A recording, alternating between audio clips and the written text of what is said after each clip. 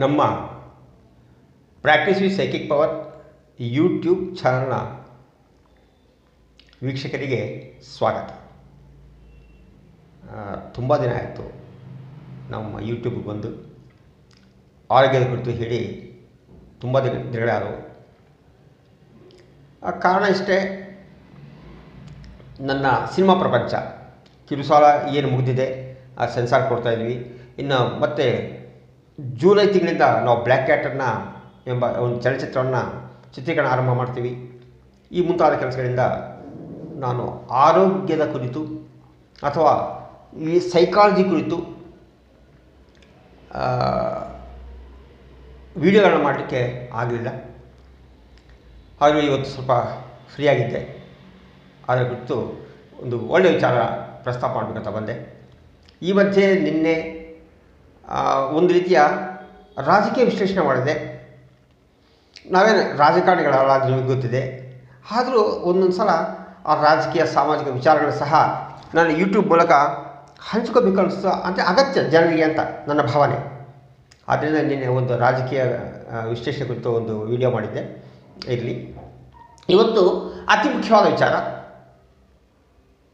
ವಯಸ್ಸಾದ ನಂತರ 60, 65, 70 ಈ ಥರ ವಯಸ್ಸಾದ ನಂತರ ಸಹಜವಾಗಿ ಈ ಕಾಲಿನ ಕೀಲು ನೋವು ಬರ್ತದೆ. ಆ ಕಾಲಿನ ಕೀಲುಗಳಿರ್ತಾವಲ್ಲ, ತುಂಬ ನೋವು ಬರ್ತದೆ. ನಡೆಯೋಕ್ಕಾಗಲ್ಲ, ಮೆಟ್ಲತ್ತಕ್ಕಾಗಲ್ಲ. ಅಲ್ಲಿ ಆ ಮೊಣಕಾಲು ಆ ಪ್ರದೇಶದಲ್ಲಿ ಏನೋ ಉರಿ ಬರ್ತದೆ ಅಥವಾ ಬಾವು ಬರ್ತದೆ. ಕೆಲವರಿಗೆ ತುಂಬ ಯಮಹಿಂಸೆ. ಕೆಲವರಿಗೆ ಆ ಮೂಮೆಂಟ್ಸ್ ಕಡಿಮೆ ಆಗಿಬಿಡ್ತವೆ. ಜಾಸ್ತಿ ಬಡ್ಸೋಕ್ಕಾಗಲ್ಲ, ನೆಲ ಮೇಲೆ ಕುತ್ಕೊಂಡು ಊಟ ಮಾಡೋಕ್ಕಾಗಲ್ಲ. ಇದಕ್ಕೆ ದೊಡ್ಡ ಸಮಸ್ಯೆ. ಬಹುತೇಕ ಎಲ್ಲರಲ್ಲಿಯೂ ಇದೆ ಈ ಸಮಸ್ಯೆ. ಅಂದರೆ ಸುಮಾರು 60 ವರ್ಷ, 60 ವರ್ಷಕ್ಕಿಂತ ಕಡಿಮೆ ಇರೋ ವ್ಯಕ್ತಿಗಳು ಸಹ ಇದ್ದಾವೆ ಆ ಸಮಸ್ಯೆಗಳು. 40 ವರ್ಷದ ವಯಸ್ಸಿನಲ್ಲಿರ್ತಕ್ಕಂಥ ವ್ಯಕ್ತಿಗಳು ಸಹ ಇದ್ದಾವೆ. ಆದರೆ ಸಹಜವಾಗಿ ಅದು ವಯೋಸಹಜ ಅಂತ ಹೇಳ್ತೀವಿ. ಅದನ್ನು 60 ವರ್ಷಕ್ಕಿಂತ ಇನ್ನೂ ಹೆಚ್ಚಾದಾಗ 60+ ಅಂತ ಹೇಳ್ತೀವಿ ಅದನ್ನು. ಈ ಸಮಸ್ಯೆಗಳು 95% ಇದ್ದೇ ಇರ್ತವೆ ಎಲ್ಲರಲ್ಲಿ. ಅದಕ್ಕೆ ಈ ಕುರಿತು ಒಂದು ಅದಕ್ಕೆ ಸ್ಪಷ್ಟತೆ ಕೊಡಬೇಕು. ಅದಕ್ಕೆ ನಿವಾರಣೆ ಏನು, ಅದ್ರ ಕುರಿತು ಸ್ವಲ್ಪ ಸುದೀರ್ಘವಾಗಿ ಇವತ್ತು ಚರ್ಚೆ ಮಾಡಬೇಕು ಅಂತಲೇ ಇವತ್ತು ವಿಡಿಯೋ ಮಾಡ್ತಾಯಿದ್ದೀನಿ. ಓಕೆ, ವಿಚಾರಕ್ಕೆ ಬರೋಣ. ಈಗ ಆ ಮೊಣಕಾಲಿನ ಕೀಲುಗಳಲ್ಲಿ ನೋವು ಬರಲಿಕ್ಕೆ ಪ್ರಧಾನ ಕಾರಣಗಳ ಬಗ್ಗೆ ಮಾತಾಡ್ತಾ ಇದ್ದೀವಿ. ಅಲ್ಲಿ ಈ ಮೂಳೆಗಳ ಈ ಥರ ಇರುವಂತಹ ಪ್ರದೇಶದಲ್ಲಿ ಮಧ್ಯದಲ್ಲಿ ಕಾರ್ಟ್ರೇಜ್ ಅಂತ ಇರ್ತದೆ.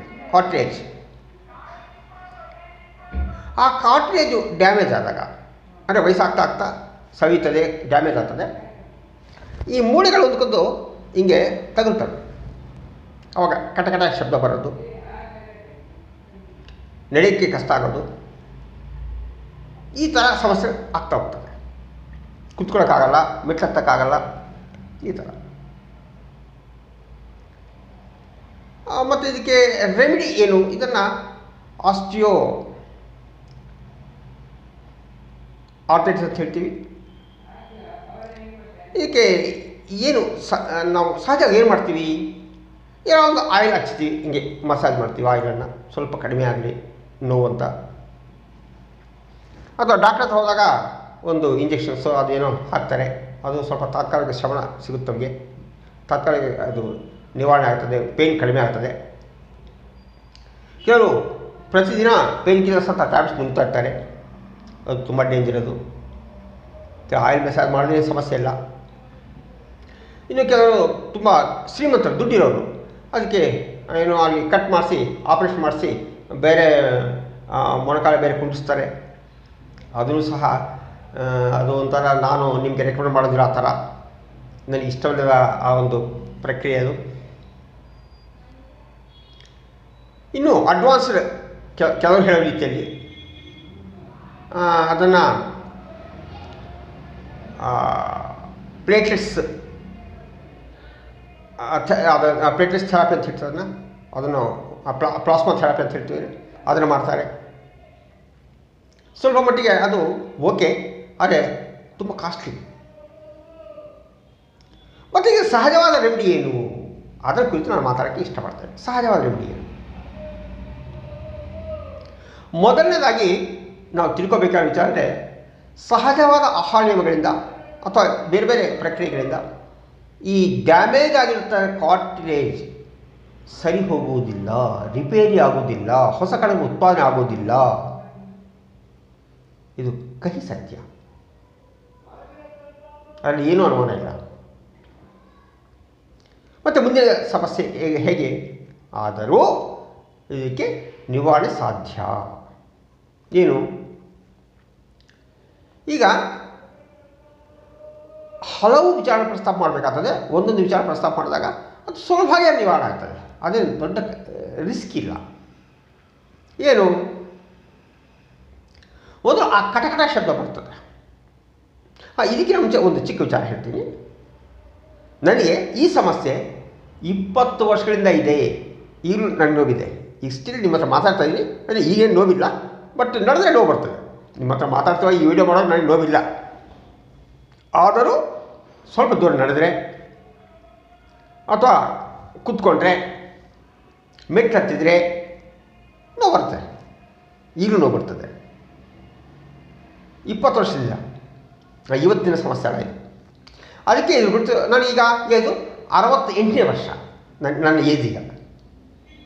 ಸೊ ಅಲ್ಲಿಗೆ ಬಹುಶಃ ನನಗೆ ಇದು ಈ ಸಮಸ್ಯೆ ಸ್ಟಾರ್ಟ್ ಆಗಿ ಒಂದು 50 ವರ್ಷದಿಂದ ಸ್ಟಾರ್ಟ್ ಆಗಿದೆ. ಇನ್ನೂ ಅದಕ್ಕಿಂತ ಹಿಂದೆ ಸ್ಟಾರ್ಟ್ ಆಗಿದೆ ನನ್ನ ಈ ಸಮಸ್ಯೆ ಇಲ್ಲಿ.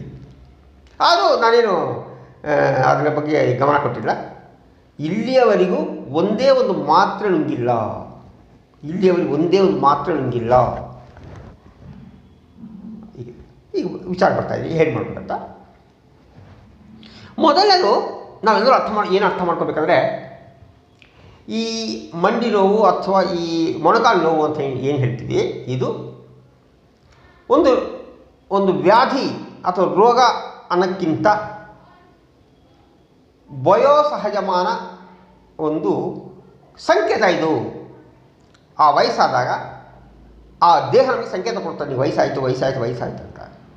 ಅಷ್ಟು ಇದು ರೋಗ ಅಂತ ಸಂಕೇತ ಅಲ್ಲ. ಇದು ನಿಮಗೆ ವಯಸ್ಸಾಯಿತು, ಸ್ವಲ್ಪ ರೆಸ್ಟ್ ತಗೋ, ಜಾಸ್ತಿ ನಡಿಬೇಡ, ನಿನಗೆ ಇದಕ್ಕೆ ಈ ಥರ ಒಂದು ಸಂಕೇತಗಳು ದೇಹ ನಮ್ಗೆ ಕೊಡೋ ಸಂಕೇತ. ಅದನ್ನು ಅರ್ಥ ಮಾಡ್ಕೊಂಡು ಮೊದಲು, ಆಗ ಸ್ವಲ್ಪ ನಮಗೆ ಜ್ಞಾನೋದಯ ಆಗ್ತದೆ. ವಯಸ್ಸಾಗ್ತಾ ನಮಗೆ ಜ್ಞಾನ ಜಾಸ್ತಿ ಇರಬೇಕು. ವಯಸ್ಸಲ್ಲಿದ್ದಾಗ ಬುದ್ಧಿಲೇ ವರ್ತನೆ ಮಾಡ್ತೀವಿ. ನಮಗೆ ಆವಾಗ ಬುದ್ಧಿ ಇರಲ್ಲ, ಆಕ್ರೋಶ ಇರ್ತದೆ, ಭಾವೋದ್ವೇಗ ಇರ್ತದೆ, ಜ್ಞಾನ ಇರಲ್ಲ.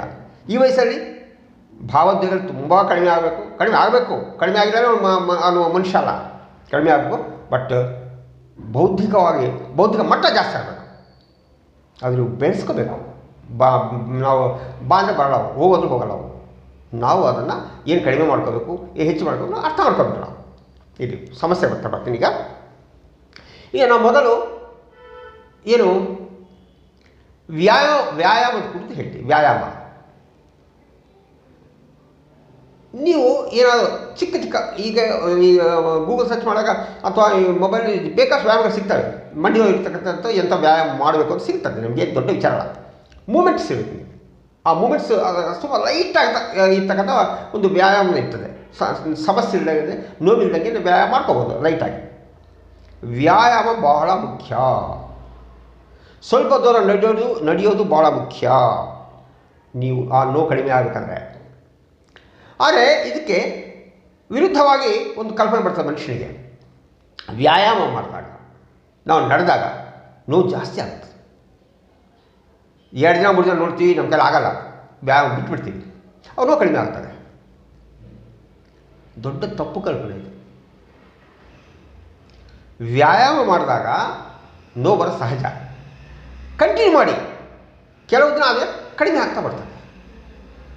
ನೀವು ಕಂಟಿನ್ಯೂ ಮಾಡದೇ ಇದ್ದರೆ ನೀವು ಎಂದು ವ್ಯಾಯಾಮ ಮಾಡಿ ಮತ್ತು ನೋವು ತಪ್ಪಿದ್ದಲ್ಲ ನಿಮಗೆ 100%. ಯಾಕೆ ನೋವು ಬರ್ತದೆ? ಮೊದಲೇ ಅಲ್ಲಿ ಕಾರ್ಟಿಲೇಜ್ ಡ್ಯಾಮೇಜ್ ಆಗಿರ್ತದೆ. ಆ ಸೈನೋವಿಯಲ್ ಫ್ಲೂಯಿಡ್ ಅಂದರೆ ಒಂಥರ ಆಯಿಲ್ ಅದು ಉತ್ಪಾದನೆ ಆಗ್ತಾಯಿಲ್ಲ ಮತ್ತು ನೋವಿಲ್ದಂಗಿರುತ್ತಾ ಇದ್ದೇ ಇರ್ತದೆ. ಮತ್ತು ಯಾಕೆ ಮೂಮೆಂಟ್ಸ್ ಯಾಕೆ ಬರಬೇಕು ಅಂದರೆ ಜಾಯಿಂಟ್ ಮೂಮೆಂಟ್ಸ್ ಅಂತ ಹೇಳ್ತೀವಿ. ಜಾಯಿಂಟ್ ಮೂಮೆಂಟ್ ಯಾವಾಗ ಹಂಗೆ ಆ್ಯಕ್ಷನ್ ಮಾಡ್ತಾ ಇರ್ತಾವೋ ಆಗ ಮಾತ್ರ ಸಹಜವಾಗಿಯೇ ಆ ಫ್ಲೂಯಿಡ್ ಉತ್ಪಾದನೆ ಆಗುತ್ತದೆ. ಯಾವಾಗ ನೀವು ಜಾಯಿಂಟನ್ನು ಮೂಮೆಂಟ್ಸ್ ಇಲ್ದಂಗೆ ಸುಮ್ಮನೆ ಇರ್ತೀರೋ ಆಗ ಅದು ಗಟ್ಟಿಯಾಗಿ ನೀವು ಮೂವ್ ಮಾಡಲಿಕ್ಕೆ ಆಗಲ್ಲ. ನಂತರ ತುಂಬ ಕಷ್ಟಪಡಬೇಕಾಗ್ತದೆ, ಅದು ತುಂಬ ನೋವಾಗುತ್ತದೆ. ಆದ್ದರಿಂದ ನಿಮಗೆ ನೋವಿದ್ದರೂ ಸಹ ವಾಕ್ ಮಾಡಬೇಕು. ತುಂಬ ದೂರ ಅಲ್ಲ, ವಾಕಿಂಗ್ ಅಂದರೆ ತುಂಬ ದೂರ ಅಂತಲ್ಲ ಹೇಳ್ತೀವಿ, ಸ್ವಲ್ಪ ಮಟ್ಟಿಗೆ ಒಂದು ಅರ್ಧ ಕಿಲೋಮೀಟರ್, ಇಲ್ಲ ಇನ್ನೂ ಕಷ್ಟ ಆಯಿತು ಒಂದು 1/4 ಕಿಲೋಮೀಟರ್, ಜಾಸ್ತಿ ಬೇಡ. ನಾನು 2 ಕಿಲೋಮೀಟರ್ 3 ಕಿಲೋಮೀಟರ್ ಬೇಕಾಗಿಲ್ಲ, ಒಂದು ಅರ್ಧ ಕಿಲೋಮೀಟರ್ ಮ್ಯಾಕ್ಸಿಮಮ್ ಸಾಕು ವಾಕಿಂಗ್. ನಮ್ಮ ಮನೆ ಕುತ್ಕೊಂಡು ಈ ಬೇಕಾಸ್ಟ್ ಆ್ಯಕ್ಷನ್ಸ್ ಹಿಂಗೆ ಮಾಡ್ಬೋದು. ಕೀಲುಗಳನ್ನು ಬೇಕಾಸ್ಟ್ ಇದ್ದಾವೆ, ನಿಮ್ಗೆ ಸಿಗ್ತವೆ, ಗೂಗಲ್ ಸರ್ಚ್ ಮಾಡಿ ಸಿಗ್ತವೆ. ನಿಮಗೆ ಲೈಟಾಗಿ ಮಾಡ್ಕೊಳ್ಳಿ. ತುಂಬ ಹಿಂಗೆ ಮೂವ್ ಆಗ್ತಾನೆ ಇರಬೇಕು ಆ ಜಾಯಿಂಟ್ಸು. ನಿಮ್ಗೆ ನೋವಿರ್ತದೆ ಒಪ್ಕೊಂಡೆ, ಅದು ಕಡಿಮೆ ಆಗ್ತದೆ. ಅದು ಒಂದು ವಿಚಾರ. ದೇಹದ ತೂಕ ತುಂಬ ಕಡಿಮೆ ಆಗಬೇಕು. ದೇಹದ ತೂಕವೇ ಅತಿ ಪ್ರಧಾನ ಕಾರಣ. ಆ ಮೊಣಕಾಲಿನ ನೋವಿಗೆ ಅತಿ ಹೆಚ್ಚಿನ ಕಾರಣ ದೇಹದ ತೂಕ ತುಂಬ ಕಡಿಮೆ ಆಗಬೇಕು. ಇನ್ನು ಮೂರನೇ ವಿಚಾರ, ಯಾವ ಆಹಾರ ತಿಂದರೆ ಆ ಸೈನೋವಿಯಲ್ ಫ್ಲೂಯಿಡ್ ಉತ್ಪಾದನೆ ಆಗುತ್ತದೆ ಗೊತ್ತಿರಬೇಕು. Vitamin C, omega 3 fatty acids, calcium, magnesium, iron ಈ ಥರ ಇರ್ತಕ್ಕಂಥ ಆಹಾರವನ್ನು ಸೇವಿಸಬೇಕು. ಕ್ಯಾಲ್ಶಿಯಂ ಬೇಕು, ಕ್ಯಾಲ್ಶಿಯಂ, ಮೆಗ್ನೀಷಿಯಂ, ಐರನ್ ಬೇಕು. ಎಲ್ಲಿ ಸಿಗ್ತಾವು? ನಮ್ಮಲ್ಲಿ ವಿಟಮಿನ್ ಡಿ, ವಿಟಮಿನ್ ಸಿ ಬಾಡಿಯಲ್ಲಿ ಆ ವಿಟಮಿನ್ಸ್ ಎರಡು ಇಟ್ಕೊಂಡು ಕ್ಯಾಲ್ಶಿಯಂ ಇರ್ತಕ್ಕಂಥ ಆಹಾರವನ್ನು ತಿಂದಾಗ, ರಾಗಿ ಮುದ್ದೆ ಅಥವಾ ಎಳ್ಳು ಮುಂತಾದ ಆಹಾರ ತಿಂದಾಗ ಆ ಕ್ಯಾಲ್ಶಿಯಂ ಅಬ್ಸಾರ್ಬ್ ಮಾಡ್ತದೆ ದೇಹ. ಯಾವಾಗ ವಿಟಮಿನ್ ಡಿ, ವಿಟಮಿನ್ ಸಿ ಇದ್ದರೆ ಮಾತ್ರ ದೇಹದಲ್ಲಿ, ಇಲ್ಲಾಂದರೆ ಅಬ್ಸಾರ್ಬ್ ಮಾಡಲ್ಲ, ತೆಗೆದುಕೊಳ್ಳಲ್ಲ ನಮ್ಮ ದೇಹ. ನಿಮ್ಗೆ ಅನುವಾಸ ವಿಟಮಿನ್ ಸಿ ಎಲ್ಲಿ ಸಿಗುತ್ತೆ, ವಿಟಮಿನ್ ಡಿ ಎಲ್ಲಿ ಸಿಗುತ್ತದೆ, ಯಾವ ಆಹಾರದಲ್ಲಿ ಸಿಗುತ್ತದೆ? ವಿಟಮಿನ್ ಸಿ ಹುಳಿ ಇರ್ತಕ್ಕಂಥ ಯಾವುದೇ ಹಣ್ಣಿನಲ್ಲಿ, ನಿಂಬೆಹಣ್ಣು ಇರ್ಬೋದು, ಬಾಳೆಹಣ್ಣು ಇರ್ಬೋದು, ಪಪಾಯ ಹಣ್ಣು ಇರ್ಬೋದು, ಗ್ರೇಪ್ಸ್ ಇರಬಹುದು, ಅಥವಾ ಈ ಥರ ಹುಳಿ ಇರ್ತಕ್ಕಂಥ ಯಾವುದೇ ರೀತಿಯ ಆಹಾರದಲ್ಲಿ ಆ ವಿಟಮಿನ್ ಸಿ ಹೇಳೋ ಸಿಗ್ತದೆ. ವಿಟಮಿನ್ ಸಿ ಕೊರತೆ ಇಲ್ಲ.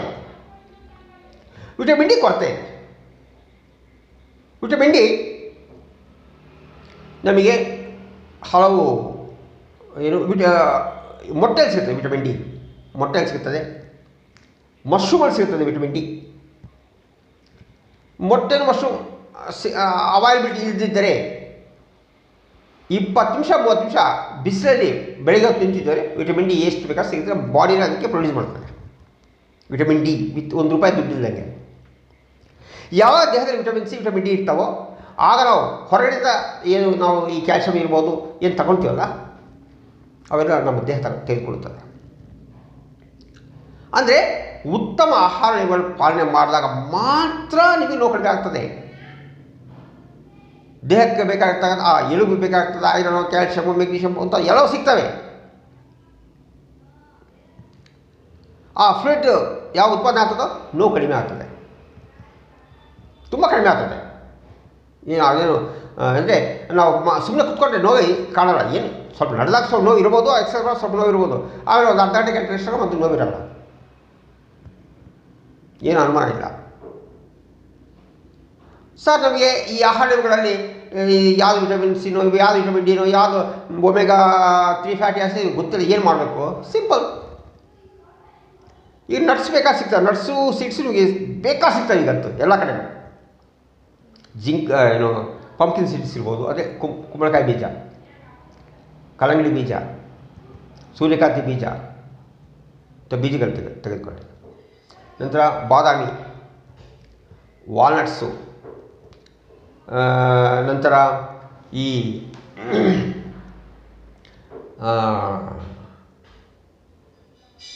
ಮುಂತಾದ ನಟ್ಸು,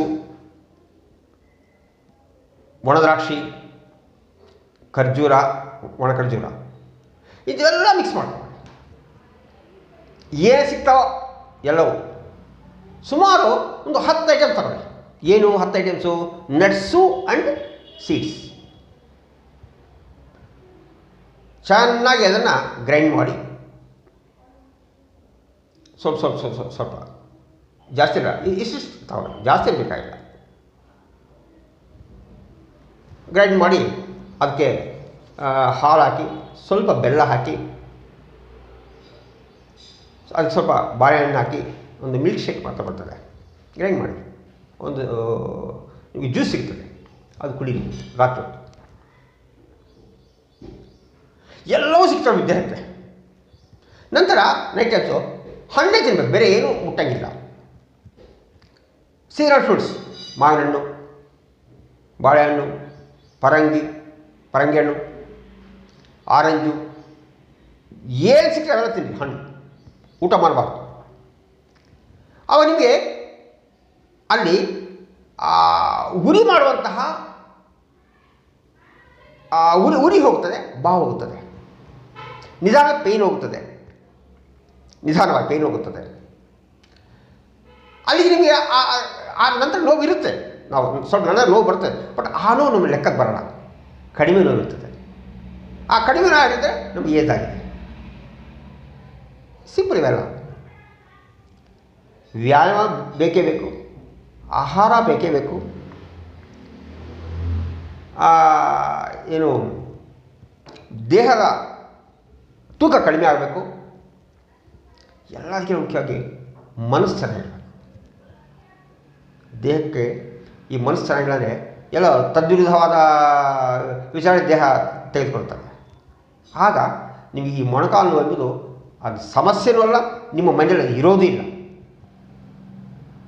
ಅಷ್ಟೇ ರೆಸ್ಟು ಬೇಕು ಮನುಷ್ಯನಿಗೆ, ಆ ದೇಹಕ್ಕೆ.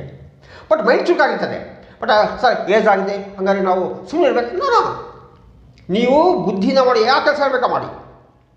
ಈಗೇನು ಕಂಪ್ಯೂಟರ್ಸ್ ಇದ್ದಾವೆ, ಯಾರು ಕೂತ್ಕೊಂಡು ಏನಾಗಿ ಕೆಲಸ ಮಾಡೋಕ್ಕಿದ್ರೆ, ಇಲ್ಲ ನಮ್ಮ ಸಾಕಷ್ಟು ದುಡ್ಡಿದೆ ಎಷ್ಟು ಅಂದರೆ ಚಿಕ್ಕ ಮಕ್ಕಳನ್ನ ಆಟ ಆಡೋದು ಅಥವಾ ಮನೆಯಲ್ಲಿ ಸಣ್ಣ ಪುಟ್ಟ ಕೆಲಸ ಮಾಡೋದು ಮಾಡಿ ಏನಾದರೂ. ಬಟ್ ಮಾಡಬೇಕು ಸಣ್ಣ ಪುಟ್ಟ ದೇಹ ಒಂದು ಕೆಲಸ ಇರಬೇಕು. ದೇಹ ಸುಮ್ಮನೆ ಇರಬಾರ್ದು.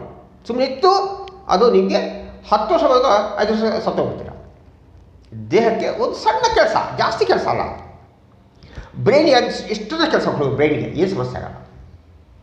ಬ್ರೈನ್ ಎಷ್ಟನ್ನ ಕೆಲಸ ಕೊಡಿ. ಒಳ್ಳೆ ಆಹಾರ ತೆಗೆದುಕೊಂಡ್ರೆ ಮೆಮೊರಿ ಪವರ್ ಕಡಿಮೆ ಆಗೋಲ್ಲ, ಆ್ಯಕ್ಟಿವಿಟೀಸ್ ಕಡಿಮೆ ಆಗೋಲ್ಲ, ನಂತರ ಕ್ರಿಯೇಟಿವಿಟಿ ಕಡಿಮೆ ಆಗೋಲ್ಲ. ಅದು ಬ್ರೈನ್ಗೆ ಇರ್ತಕ್ಕಂಥ ಶಕ್ತಿ ಅದೇನು ಕಡಿಮೆ ಆಗೋಲ್ಲ. ದೇಹಕ್ಕೆ ಸ್ವಲ್ಪ ರೆಸ್ಟ್ ಕೊಡಿ, ದೇಹಕ್ಕೆ ಏನು ಬೇಕೋ ಅದು ಕೊಡಿ, ಸ್ವಲ್ಪ ಮಟ್ಟಿಗೆ ವ್ಯಾಯಾಮ ಮಾಡಿ, ತೂಕ ಕಡಿಮೆ ಮಾಡ್ಕೊಳ್ಳಿ. ಇಷ್ಟು ಹೇಳ್ತೀವಿ. ಅದರಿಂದ ಅಂತಿಮವಾಗಿ ಒಂದು ಮಾತು ಹೇಳ್ತಾ ಇದ್ದೀನಿ. ಮೊಣಕಾಲು ನೋವು ಎಂಬುದು ಕಾಯಿಲೆ ಅಲ್ಲ, ಅದು ವಯಸ್ಸಾದಂಥ ಬರುವಂಥ ಸಹಜ ಪ್ರಕ್ರಿಯೆ, ಅದು ಸಹಜವಾದ ಸಂಕೇತ. ಅದು ಇದು ಸಹಜವಾಗಿ ಯಾವ ಆಪರೇಷನ್ ಇಲ್ಲದಂಗೆ, ₹1 ಮೆಡಿಸಿನ್ ಇಲ್ಲದಂಗೆ, ಯಾವುದೇ ವಿಶೇಷವಾದ ಏನು ಕಸರತ್ತುಗಳಿಲ್ಲದಂಗೆ ಮಾಡುವಂಥ ಸುಲಭವಾಗಿ ನಾವೇ ವಾಸಿ ಮಾಡಿಕೊಳ್ಳುವಂತಹ ಒಂದು ಸಮಸ್ಯೆ ಅಂತ ಹೇಳುತ್ತಾ, ತುಂಬ ದಿನ ಆಯಿತು ನಾನು ನಿಮ್ಮ ಹತ್ರ ಭೇಟಿ ಮಾಡಿ. ಈ ಒಂದು ವಿಚಾರ ನಿಮ್ಗೆ ಇಷ್ಟ ಆಗಿದ್ದರೆ ನಮ್ಮ ಯೂಟ್ಯೂಬ್ ಚಾನಲ್ನ ಸಬ್ಸ್ಕ್ರೈಬ್ ಮಾಡಿ, ಬೇರೆ ಶೇರ್ ಮಾಡಿ, ಲೈಕ್ ಮಾಡಿ, ಕಾಮೆಂಟ್ ಮಾಡಿ.